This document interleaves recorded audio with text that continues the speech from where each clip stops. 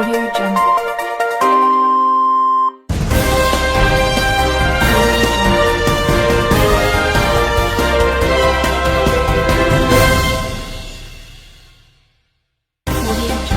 This is 11A2's news. My name is Zitling, and on today's news, we will inform you about the current state of trash in Namsan High School. First, we will have a reporter reporting from the school ground. On to you, Hyo. Hello, my name is Ricky Hyo, a news reporter. So I'm here at the canteen where hundreds of students are eating and chatting. In the canteen, hundreds of single-use products such as plastic spoon, disposable chopstick, plastic bags, food packaging, phone boxes, bottled water are thrown away every day, every minute. Some of these products can be reused, but people don't do that. They just want to throw them away. In the yard of the stadium, grass is covered with trash. Nylon bottles look like a landfill.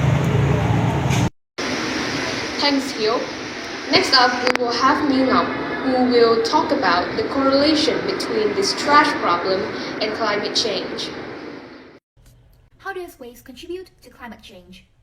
Waste can be categorized into two types, organic and inorganic. In terms of organic waste, when this kind of waste decomposes, carbon dioxide and methane is created. Methane is created when there is no air present, while carbon dioxide is the natural product when anything rots in the air. Inorganic waste do not contribute directly to greenhouse gas emissions unless it is incinerated.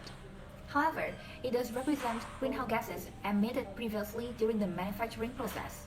All manufactured goods use natural resources such as water, fuel, metal, and timber in their production, and this results in the emission of greenhouse gases, particularly CO2 and other pollutants. Thus, rubbish sent to a dump site or landfill represents a significant amount of greenhouse gases already emitted to the atmosphere and have contributed to climate change. Among all inorganic waste, plastic is the most typical. So, how is plastic implicated in climate change? Almost all plastic is derived from materials like ethylene or propylene made from fossil fuels, mostly oil and gas.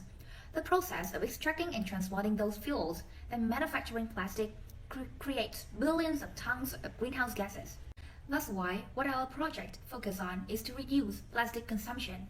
Thank you, Ngọc. Now we will have Hai, who will discuss the consequences that this problem is bringing to our lives. In landfill, when plastics come into contact with water, toxic chemicals are formed. Those seep into underground, considerably degrade the quality of land and underground water. When burned, plastics release very harmful and poisonous smoke into the air.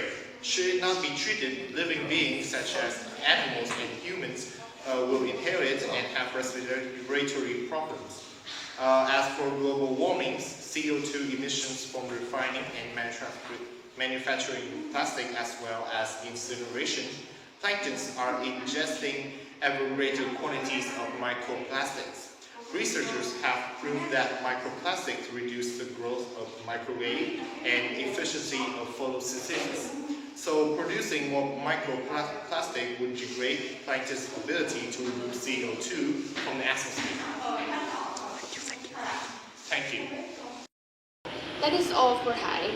Next up, we will have Kang informing us about the solution and the difficulties we will face while trying to improve the situation. Okay, as is shown before, this is a serious problem. In this part, our project will suggest three possible solutions to cope with these issues. The first one is to organize a series of workshops. We will invite various speakers, help to spread the word about our project to students and teachers alike. We will hold workshops at least once a month. Our contents are really diverse, not only about the common knowledge like courses, effects of global warming. They will also include SDGs, the Sustainable Development Goals of the UN, real activities like learning how to recycle and reuse. The second one is that we will create a collecting shop where students can exchange used bottles and other recyclable trash for useful items such as pencils, rulers, toothbrushes. These items are bought from funds or money from selling recycling items. The trash collected will be categorized into two types, good and bad. For good ones, especially bottles, we will give them to the canteen. Canteen can reuse them to contain water and sell them to students. For bad ones, our project members, maybe with other students, in workshops, redeem trash for items such as papers or writing pens. Then we can take these products as items for exchange, or we sell them to keep funding the projects. The third one we think about is convincing the canteen managers to replace plastic bags and plastic spoons with banana leaves and metal spoons. As incentives, bottles we give them helps save money buying new ones.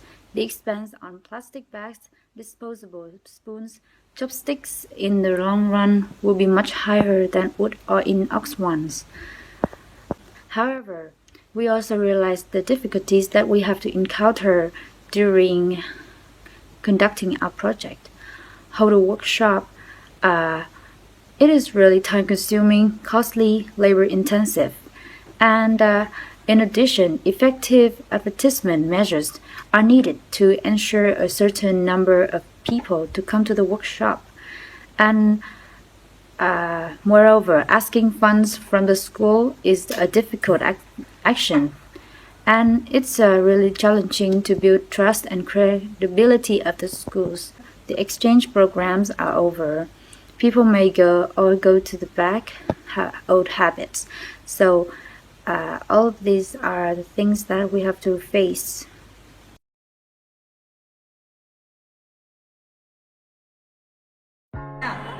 Hello, we are 05. Thank you for watching our video. Hope every one of you guys can get a deeper insight about climate change. We can be change makers. Small actions contribute to bigger ones. As our slogan, save the environment. Save the world! Yes, I'm going.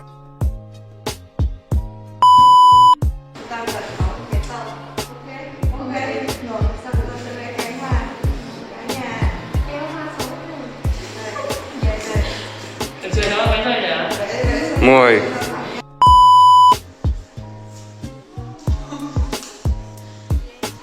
As our slogan, save the world. Save the Save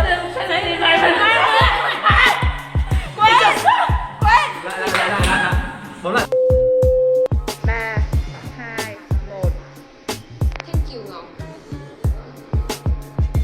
Thank you Ngọc. Là ai?